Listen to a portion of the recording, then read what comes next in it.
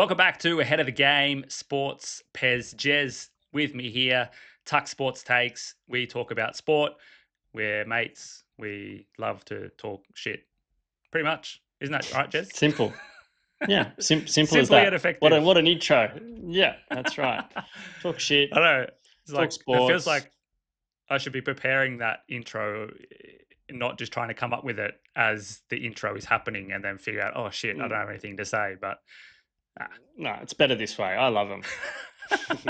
today, It's quality Cyclone TV. Alfie ripping through the central Australian. Do you call that central? It's right in the middle of Australia. Southeast Queensland, you could just say. Southeast Queensland, northern New South Wales. And we're going to talk about the differences in the two major sporting codes that had games scheduled there this weekend and the choices they've made. Tucks, top 5. This is a great one. We're going to look at the weirdest sports. It's about a series that's going to follow us throughout the next few weeks. And I'm going to look at the weirdest sports in fighting because I came across this really weird sport on Instagram and I want to talk about it. Then, Jez, below average segment from you.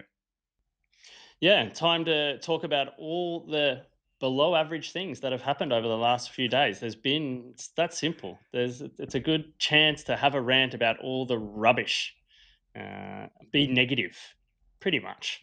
Pretty much. All right, let's get into it. Cyclone Alfie is approaching the southeast Queensland land border. And just before we get into anything sport related, I guess we send out our well wishes. You got family in around the Gold Coast there, Jez, and it's a pretty harrowing time for them, it sounds. Yeah, absolutely. I was on the phone to my brother and my father. It's it's the end of the world a little bit there. It's kind of getting the crazy crux of corona vibes, and at the same time everybody's bunkering down because it's going to hit. Everybody knows that it's going to hit. It's obviously just how bad it's going to be once it breaks the coast, and then it's more about what happens after when they can get everything running again. There's obviously going to be no food in a lot of the shops, and they're going to need to get electricity back on and all of that sort of thing. So best wishes to everybody there. Stay safe, be smart, and look after each other. And you just hope that humanity powers if it is an absolute disaster there, and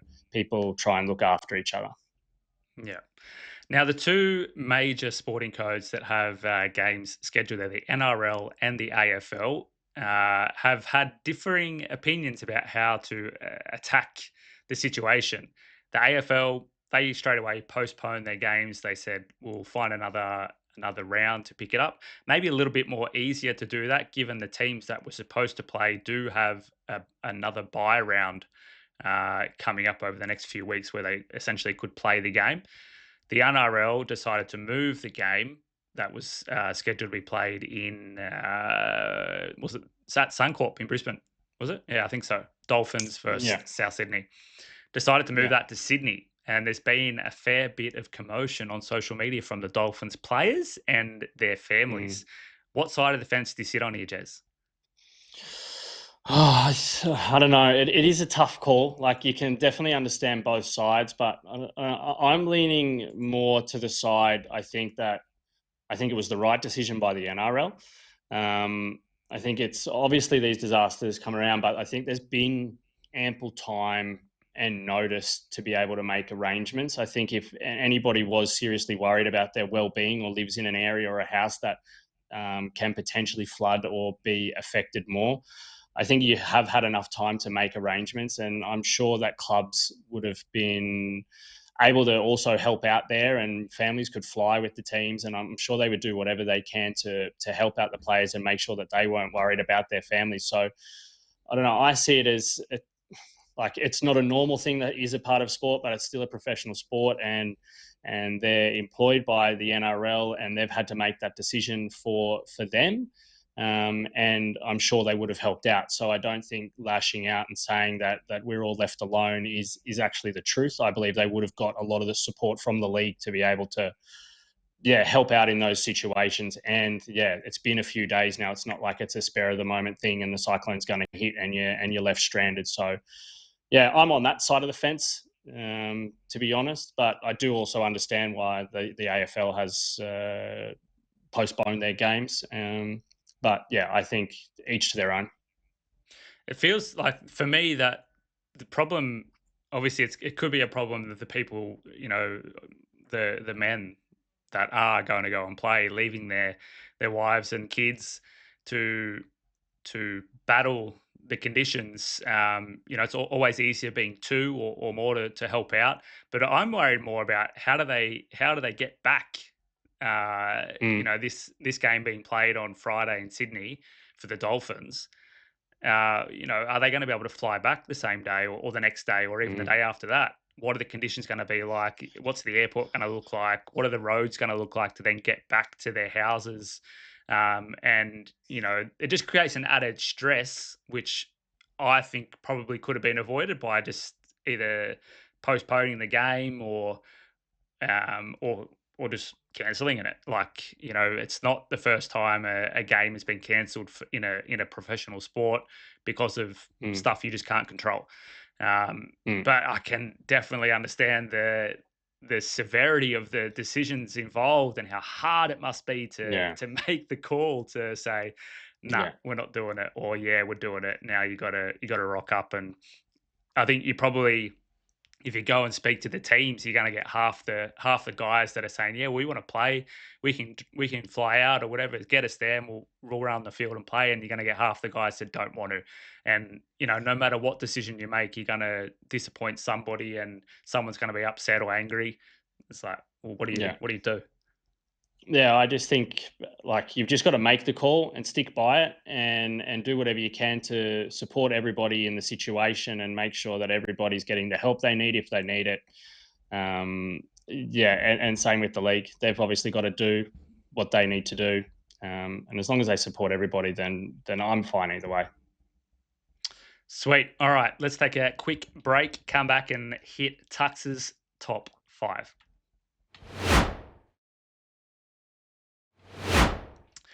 Rightio, Jezza. Now, this come about because I was scrolling on Instagram and I found a clip, as you see here in the little title. Mhm. Two dudes in full battle armor in a boxing ring, or like they call it armored You, MMA, hmm and It's it's nuts. unreal. It's Yeah. unreal. So I thought, like, I spent way too long looking at all of this stuff and the different armor and the different styles, and Doesn't sound like you at all, mate. it just opened up a whole new world for me. So I thought, why not figure out the top five weirdest sports? And as I kind of got more into it, I was like, okay, well, we can actually separate this into different disciplines. So this is top five um, weirdest sports fighting edition. The first one, shin kicking. Now I gotta Hmm this look at this brutal shin kicking world champions.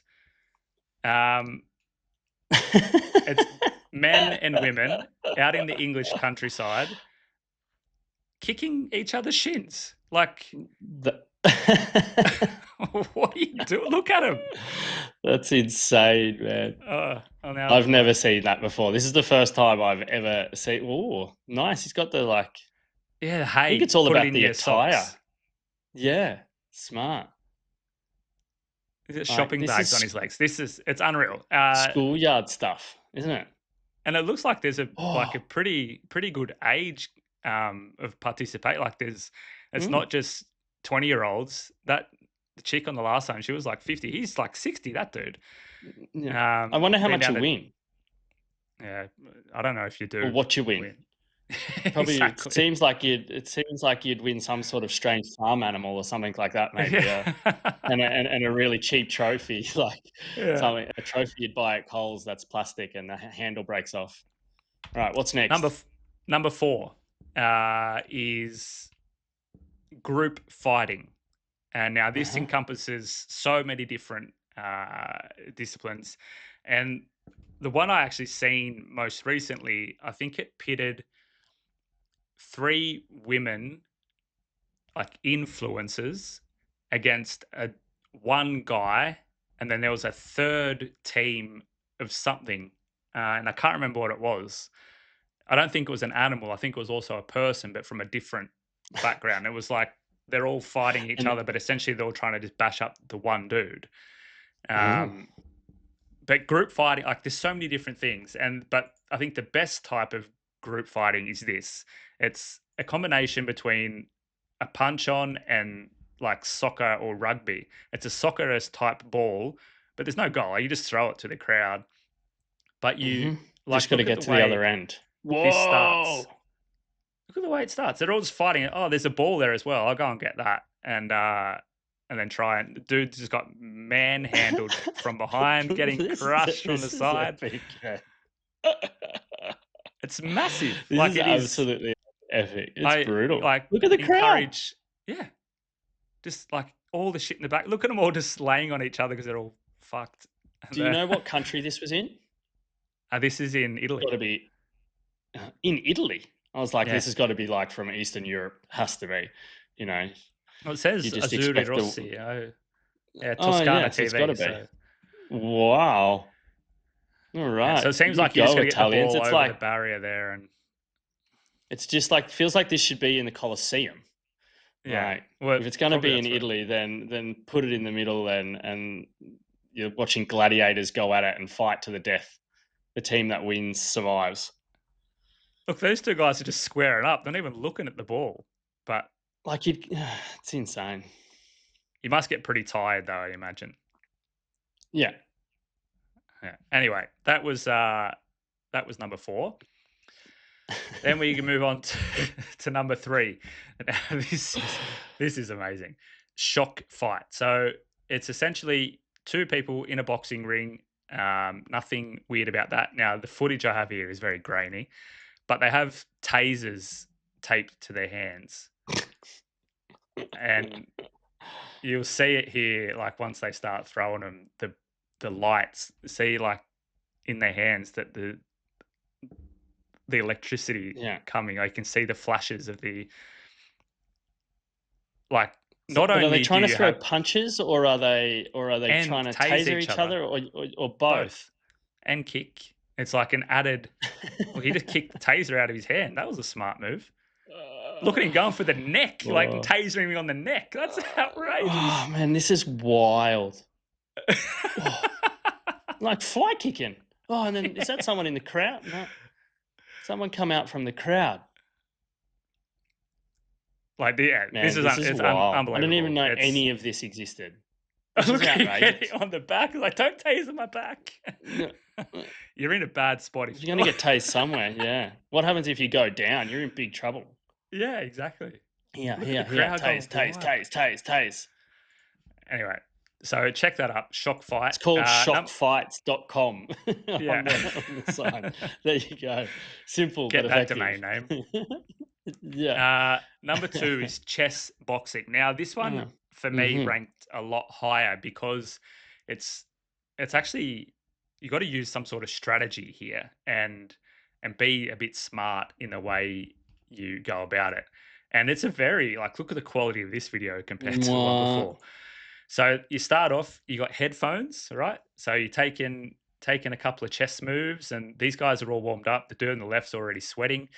Um, and then something happens, whether there's a bell ring or whatever, but then it's like, uh, righto, take away the chess table, lift it up into the top, and we box.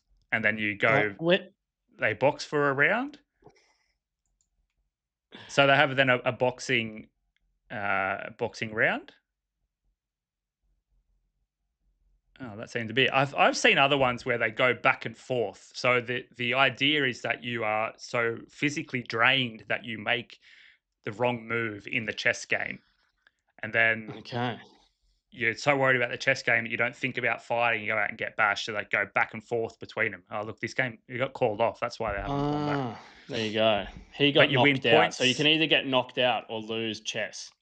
Yeah, and there's points I think as well. Man. Like in a normal boxing game, you get points for good hits, but you also get points for taking the other dude's pieces, I guess. Okay. So this one is That's not the shock value of the others, but it is the strategy and combining of combination of two already established sports into one, which piqued my mm, interest. Now the top one, and I've already kind of spoken about it. It has to be Armoured MMA. mm. Just look at this. Look at these dudes in full armor. They got swords and axes. It's a whole proper axe he's got there. Mm. And they like got the white sheet so you get the blood stains if they end up getting through the armor. And the referee's got a helmet on and like it's unreal. And they're like It's proper like going. proper. Yeah.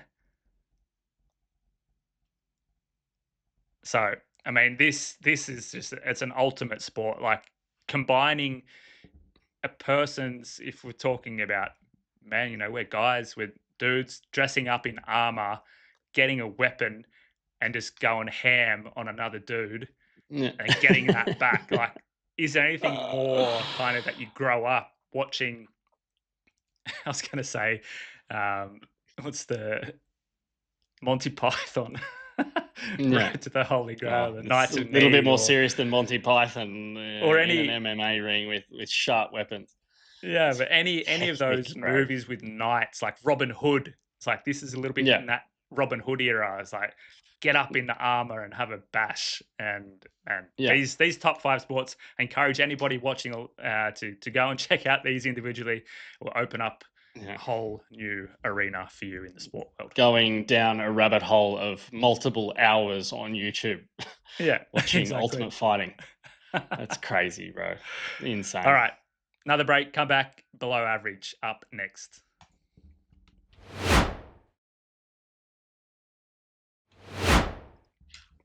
Righto, Postafar. Below average. Take this away.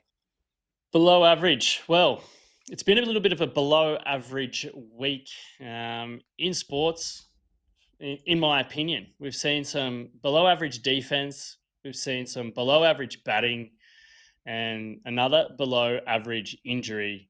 So dive right in. Wildcats had they had it all. They've got the offense, the best offense in the NBL, and still couldn't do it. I rode them the whole playoff series saying that they were going to win and they're going to be able to outscore their poor defense and got shot in the ass multiple times because they just couldn't do it. And it was the same again. They let Chris Goulding hit, I think it was 9 threes in the deciding game, game 3, and also Ian Clark had a very similar effort, just perimeter defense, been their problem all year and couldn't work it out. Like they've had all season. They've been shit from the start and just couldn't work it out. So I don't know. I just think it's below average, their defense, it's below average coaching, and it's below average performance by the players, Yeah, really. yeah. So the triple belows. But I wonder, like we've spoken about a lot about this in our basketball group chat and Mm, our offline chats about the Wildcats. I I think like they were so close. They were one deflection in a game 3 away from going to a grand final series as the second worst defensive team in the league. And that is mm, wild for me that they could get mm, so close to a grand final series with that bad defense. But they just mm, don't have the talent on there. They haven't built the roster to be a defensive minded team. The guy they had out mm, there on the end defending Chris Goulding, Ben Henschel, he's not a rookie, but he's not far removed from being a rookie. He's a young guy, not mm, a lot of experience. He wasn't getting a heap of game time in some aspects, some portions throughout the season, mm, and that's what they've got. And the guy mm, tried, but if you're not a lockdown defensive guy, you can't be expected to make that play in that clutch situation with your whole season on the line. I mean, Mm. it's Perth did what they could do, but what they could do was not enough. And that's what they're going to have to figure out in the off season is how do we recruit some defensive minded players that'll get us across the line in this situation next year. Yeah, it's going to be hard for like Henschel to bounce back from that. He got cooked in 2 of 3 games, and he was the one that made the foul on Goulding where he hit the free throws with 2 seconds left, or hit one free throw with 2 seconds left. So that's like, it's tough. It's going to be interesting to see how he bounces back next year. Anyway, number 2, Cooper Connolly. Selection and performances has been very below average in the Australian cricket team. Look, he come in and got out for a duck. I think faced 9 balls in the Champions Trophy semi duck, but it's not the first time. So his performance is below average, and also selection. I believe he was outside of the official squad as a travelling reserve, and then came in and moved straight in to open. And look, it's like he's struggling with form, struggling with confidence. He's played 3 batting innings between 1 test and 3 one-day internationals, and he's scored a total of 14 runs. So just think, even in those 2 one-day internationals and 1 test match innings, he had only scored 14 runs. So you put him in a situation there where everything is on the line. I think the selection, it's below average putting him in that place, and it's a below average performance. So interesting to see where his career goes on the international scene, considering he's only 21 and has had a couple of really, really tough starts in the green and golds.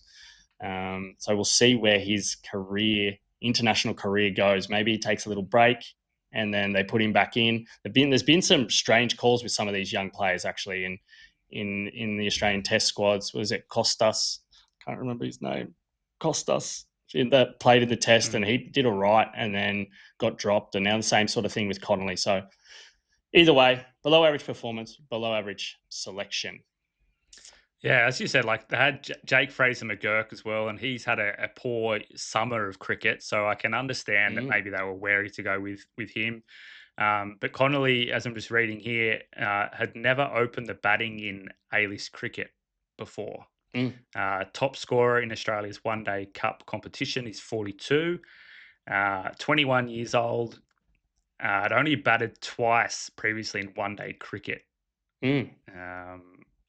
Like tough spot to put such a young guy. And I've seen a heap of stuff over the past few months from older cricket fans, but even older cricket players that in the Australian team that saying, back in the day, you had to really prove your worth for a long time at the top level of, grade cricket or Sheffield Shield or whatever the standard or the format was before you got cricket. Your chance in the Aussie team. And now, because everybody's patience is so bad, and we have this this generation shift approaching where our older guys are all getting too old and the younger guys haven't been blooded. We've got no choice. We've got to throw in these guys in the deep end, and it's like ruining their careers. You don't know whether Costas or Connolly or Fraser McGurk are going to get another chance after all this. Yeah, but I just don't see why if they wanted to bring him into the squad, I don't think opening is the best way to go about it. Like, you should have moved, like Josh Inglis has been in the best, probably the in-form batter in Australia over all the codes. Like, he's been phenomenal. And he should have opened, and then maybe Connolly plays a little bit further down the order, and then he's got time to see and sort of warm up into it, and you've got someone with more experience opening the batting in that important position. So I don't know, but it was a sad way to end the Champions Trophy, because it's another miss. We could have had India again. But all right, the last one is Mitch Moses. Poor old Para. I don't know. I'm like almost tipping Para to. I know you were a little bit hot on Para. I was very hot on Para, aren't you? Not anymore. And now Moses is carrying a foot injury. He just signed a $6.5 million contract for 5 years, and then the first thing he does is misses the opening match of the season, which is like, to be fair, they're probably going to lose anyway. They're going up against the Storm, I believe. So if you're a little bit unsure, but they're just protecting their investment, I guess. Mm, But it's pretty average, in my opinion, very below average, below you could average. say, signing a $6.5 million contract and then missing the first game of the season.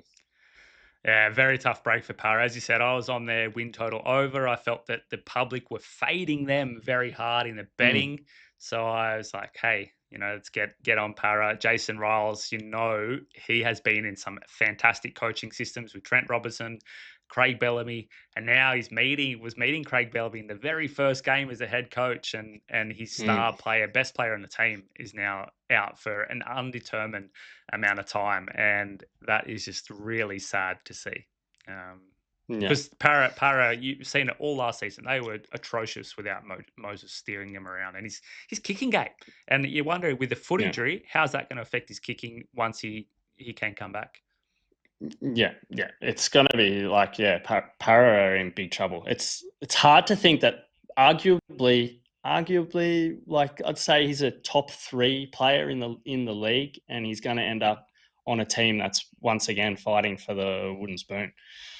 So crazy that he signed 5 years at Para when they've been sort of struggling and going through this reform. He could have gone to a big club and fought for premierships, and sort of you almost feel like these types of players deserve to. You want to Yeah, see them fighting for premierships. You don't want to see them sort of rotting at the bottom because of the organisation can't seem to put it together. But yeah, by the time his 5 years are up, then Para might start getting good, but it's going to take a while. yeah, very Para much below so. average. Para below average. Well, that's it for today. Don't forget to find us and follow us on social media.